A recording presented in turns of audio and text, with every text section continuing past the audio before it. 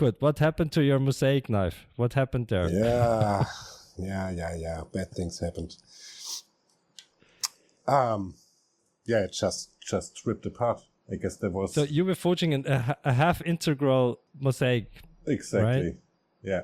And when did it break? Because it looks like it broke at the tile weld. Yeah, it didn't really break. It really ripped apart on one of the forge welds. So the last weld I did was pretty complex, 12 pieces. So 6 in a row and then 2 rows together. So I had to forge weld in 2 directions. And I don't know why, but one of these cross welds didn't make it. But can you still do something with the rest of it? Because it seems like you have plenty of material left there. Yeah, it's not that many. Not sure yet. Maybe I can make the thickness. Give me a second. It's just over there. Yeah, I'm down to maybe 4 or 5 millimeters, I guess. Okay.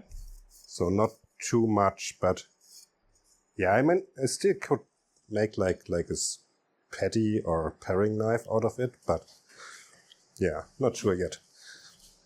If you yell so much on a billet, like I did today, yeah, it gets soaked with bad karma. So I'm not sure if I should really continue on this piece. But what if you forge it into shape? And what if you do a forged taper on it? If you're at 4 millimeters, I mean, you can draw it out. Yeah, at least. Yeah, but the problem is it's not only the one weld which broke. It's the whole cross weld. So it's also there's. Yeah, it also starts to rip apart in the middle. Ah, okay, shit. Mm-hmm. Between the 2 rows. Exactly. Ah, yeah. Okay, if you zoom in, you can see that. Yeah. I see. Yeah, okay. So if I continue forging, I guess it might rip apart there too. And then you have only half of the mosaic left, which looks shitty. So that was a pretty cool pattern too. Yeah, the pattern was pretty cool. Was that the pattern you were aiming for? Or no, it happened to no. I wanted to make one of Maumasi's Dragon Breath mosaic. But something didn't work out right by forging on bias. So I had big black parts. You start with a billet with the normal O2 black steel and the nickel gray steel or silver steel, and then I had like a big black piece in the middle, in the center of the billet, and then you forge it out for the crushed Cs, and you cut the billet in the center line. So you have crushed Cs which you can restack, but with...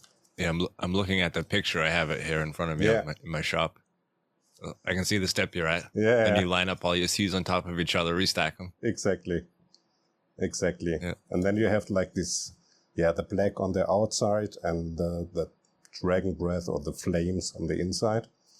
But something didn't work out on the forging on bias, so my black parts didn't move to the outside correctly.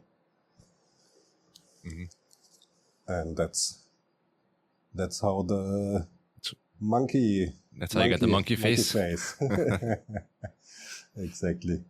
So how long does it take you to get to that point before the monkey face? The weld side to break up? I guess I will never hit the monkey face again, but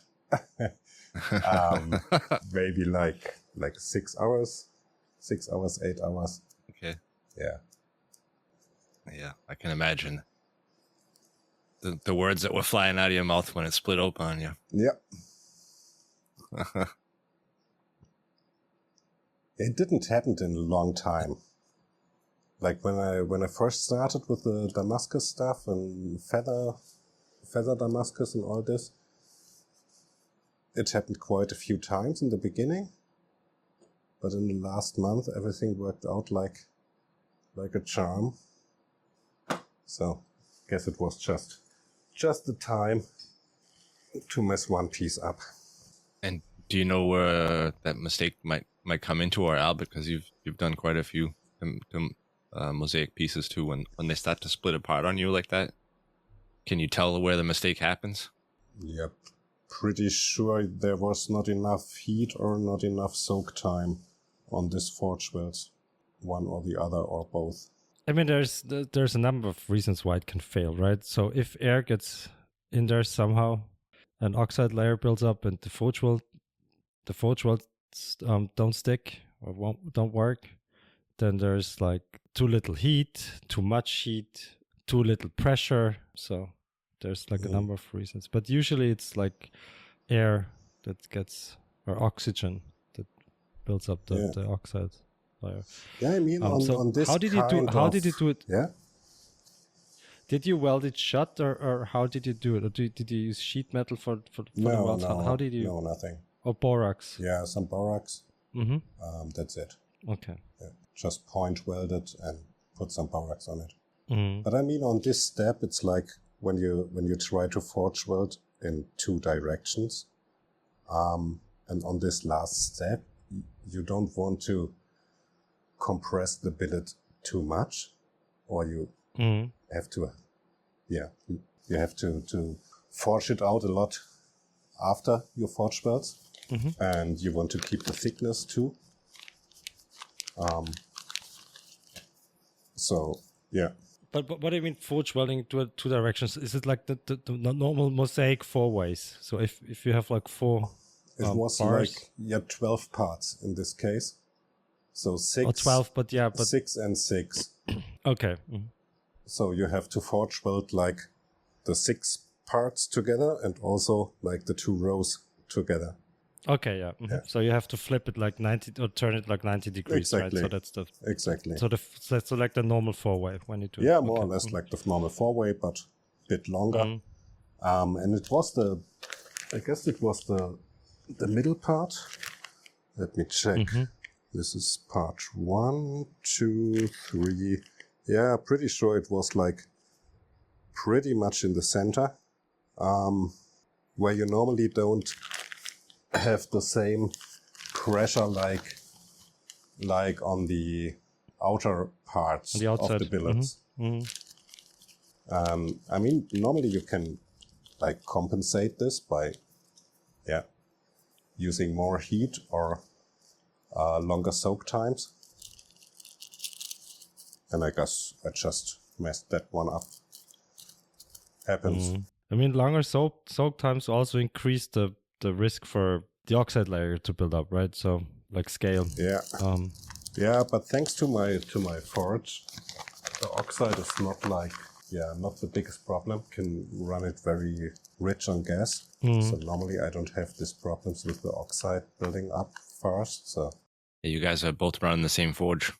He's got the more or less. The Apollo. house-made forge to it. Yeah. How do you clean up the surfaces before? Do you mill it? Do you grind it? I grind them. Because it also helps if they're super flat. Yeah. So that's why when we do mosaic Damascus, we mill all the surfaces, especially for the four way. Yeah. So we mill all the surfaces so that they're super flat and clean. Okay. That also I just surface grind them and then give them like a 120K finish. Yeah, I mean it happens, right? It happens. That's just exactly. part. It's like warping after heat treatment or hardening, right? So it's just something you have to deal with. Exactly. Sooner or later. Yeah. So. And I still have like half of the billet left, so there's another try. Oh, good. So we'll see how the other half is doing. So was this an order for a knife that you were making, or are you getting this ready for one of the shows coming up? No, this is just fun. I mean, I normally do like all this Sanmai and Gomai builds and all this stuff. And the whole mosaic game is just for fun right now. I have like, how many are there? 5? Yeah, a total of 5 of this half integral mosaic Damascus knives. but they are all not really finished yet. I hope we can finish like 3 or 4 of them for the knife show in Austria. Yeah, would be pretty cool to so you show got a that table there? Yeah, I got a table there. Nice. It's going to be an interesting show. It's going to be super cool. I'm super excited. It's going to be one huge party. Yeah. Before, during, and after. Yeah.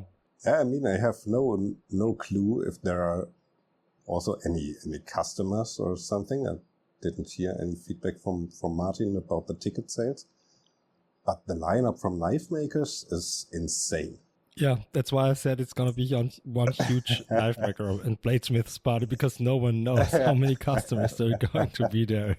Yeah, that's always the risk when you do that. When you get names like that, and you still gotta bring in the people that are buying. Yep. Yes, we do. Okay. It's Salzburger Messespiele.